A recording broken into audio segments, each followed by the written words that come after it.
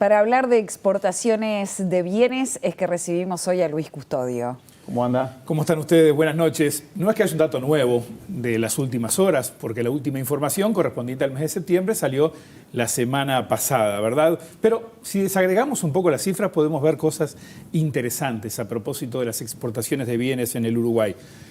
Vale la pena recordar, después de la pandemia hubo una caída fuerte, posteriormente ya a mitad de año más o menos, en 2020 mismo comenzó a subir, 2021 fue un crecimiento de más del 40%, tuvimos un crecimiento importante también en lo que llevamos hasta ahora, hasta septiembre, más del 30% en este año, veníamos de 2 años de estancamiento, 2018-2019. China fue el primero en contraer precisamente su economía en aquel momento, después la Unión Europea, eso hizo caer la demanda, algo así también Estados Unidos y la región. Bueno, veamos la película precisamente en cuanto a la evolución mensual en la primera placa, a propósito de cómo se han comportado las exportaciones. Por favor, en esta primera placa podemos observar el dato mensual. Y ahí vemos una tendencia al alza, indudablemente, más allá de algunos picos, ¿verdad? Tengamos también en cuenta otra forma de verlo, y en la siguiente placa podemos observarlo, que es a través de los registros anuales en un horizonte más amplio. Y aquí lo tenemos, las últimas 2 décadas y observadas desde los ingresos obtenidos, esto es cómo impactan los precios, en rojo, y el volumen, qué cantidades vendemos en azul. En términos generales, si bien se han comportado a la par, vemos que crecen más las cantidades vendidas y eso es una buena cosa. Ahora podemos ver otras dimensiones, ¿sí? A propósito de esto, pero creo que en el Parlamento ya hay un llamado, ¿verdad? Nos están diciendo que no, sí, que todavía podés ¿no? continuar, pero bien. Vamos a ir en breve, seguramente te interrumpamos para ir a la conferencia de prensa en el Senado. Bien, estamos atentos a eso y vamos viendo mientras otras dimensiones, si les parece bien. Siempre hablamos de ampliar la base de empresas exportadoras, de penetrar en más mercados, de diversificar la oferta exportable, y en la siguiente placa podemos empezar por lo menos a ver ese panorama. ¿A qué destinos le vendemos? Fíjense ustedes, China es el 23%, si le sumamos Brasil y Argentina entre los tres es el 50%. Sí. Y si sumamos 9 destinos más, o sea 12 países, es el 70% del total, 12 destinos. Podemos ver rápidamente en la siguiente placa cómo han evolucionado en los últimos tiempos precisamente los principales mercados. En la placa que sigue me confundí. Sí. A Brasil y Argentina le vendemos 27%. Exactamente. Ahí está. La referencia está sumada, por eso como les indicaba recién. Acá vemos el despegue de China, el despegue de Brasil también últimamente en cuanto a crecimiento, y el resto, los otros mercados destacados, Estados Unidos, Argentina y Holanda, el más destacado de Europa, prácticamente que amesetados.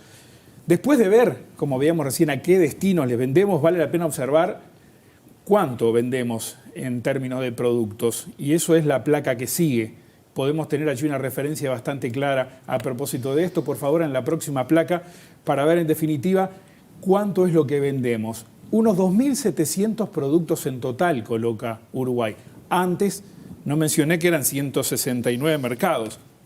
2.700 productos. Pero carne, soja, más madera, más lácteos, arroz y la electricidad de UTE, si nos referimos a los últimos datos, ya son $6 de cada 10. O sea, acá hay un dato que es interesante y relevante también para observar. Inicialmente commodities.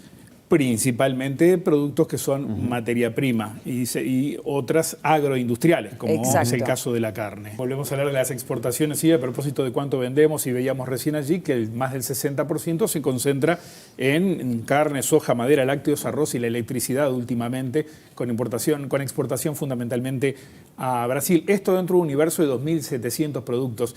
Y si vemos rápido las siguientes placas, podemos observar la evolución de algunos de ellos, cómo se han comportado esos productos estrella. Son datos hasta 2021 para poder ver los anuales, pero en todos se registra el crecimiento. Carne bovina, lácteos, arroz no tanto, pero acá si miramos los datos que llevamos hasta ahora, hasta septiembre de 2022, hay una recuperación interesante. Pasamos a la placa siguiente y vemos 3 sectores más de esos que son los que lideran, por favor. En la próxima podemos observar el caso de la soja, del sector forestal y de la celulosa. En 2022, con algunos tropiezos, pero siguen creciendo, ha sido notable el repunte de la soja, por ejemplo, también lácteos, celulosa y arroz.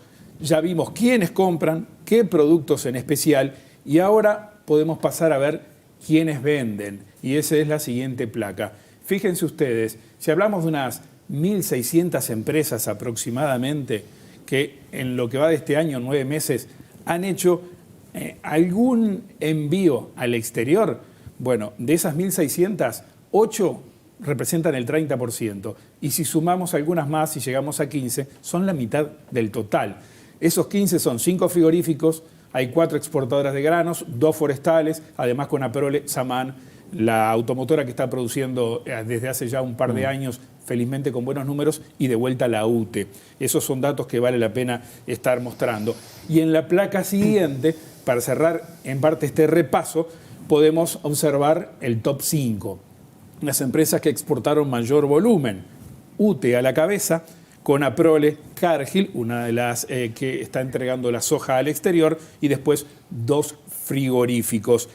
Ahora, en lo que va de este año, estos 9 meses, eso recién era 2021, en los últimos 9 meses con Aprole y Cargill han superado a UTE, que ya no ha tenido el mismo desempeño que estacionalmente se vio favorecido el año pasado por la alta demanda de Brasil. En resumen, exportamos a 169 destinos, pero entre 3 solamente son el 50. Recuerden esto, le vendemos más de 2.000 productos diferentes, pero en 6 rubros concentramos el 60%. Y más de 1.600 empresas tuvieron contacto con el mercado exterior en lo que va del año, pero 15 empresas solamente representan el 50%. Estos son datos fuertes, y si tenemos un minuto más, podemos avanzar a propósito de qué condiciones son las que tenemos para vender. Esto es, los costos de acceder a aquellos mercados para un país que no tiene grandes preferencias arancelarias. La próxima placa, por favor, y ahí podemos estar observando precisamente cuál es esta realidad. Fíjense ustedes, el Mercosur, que representa el 28% del total, sí tenemos obviamente preferencias arancelarias. China, que representa el 23%, no la tenemos, no lo tenemos con la Unión Europea. En el caso del NAFTA, que representa algo menos, tenemos un TLC con México. Para el resto de América Latina, sacando el Mercosur, con algunos países sí, hay algunos acuerdos de complementación económica. Con Japón no lo tenemos, por considerarlo un mercado muy relevante, lo puse allí. Y lo mismo el TCPP, por esta adhesión que Uruguay está buscando, con 11 países que representan algo más del 5%, pero no tenemos ningún acuerdo. Eso es algo que es importante poner claro, es el Transpacífico, países de un lado y otro del Océano Pacífico. La última placa, y nos vamos, y si nos quedamos esperando la conferencia en el Parlamento, bueno, en esta última mirada, fíjense ustedes, aquellos productos de los que vendemos que más aranceles pagan, carne, lácteos, soja, arroz, están a la cabeza de la tabla nuestra, ¿verdad? Y aquellos mercados que más nos cobran, China, Unión Europea, Estados Unidos, bueno, Rusia en este momento menos relevante. Por lo tanto, los que más vendemos y a los destinos que más colocamos somos los que tenemos mayores inconvenientes arancelarios, ¿verdad? Claro. Lo que más vendemos y a los mejores socios nos falta avanzar indudablemente en condiciones de acceso. Entre el 60 y el 70% del mundo relevante en materia comercial nos compra, pero no tenemos ventajas arancelarias con ellos. Claro, bueno, de ahí será importante diversificar, ¿no? Porque hay como una especie de dependencia de esos mercados que concentran la producción que vendemos. Tenemos concentración de empresas, tenemos concentración de productos, tenemos concentración de mercados. Si bien se ha diversificado muchísimo, de todos modos tenemos posibilidades de ampliar más y sobre todo de mejorar las condiciones en las que llegamos a todos los mercados. Claro. Luis, muchísimas gracias.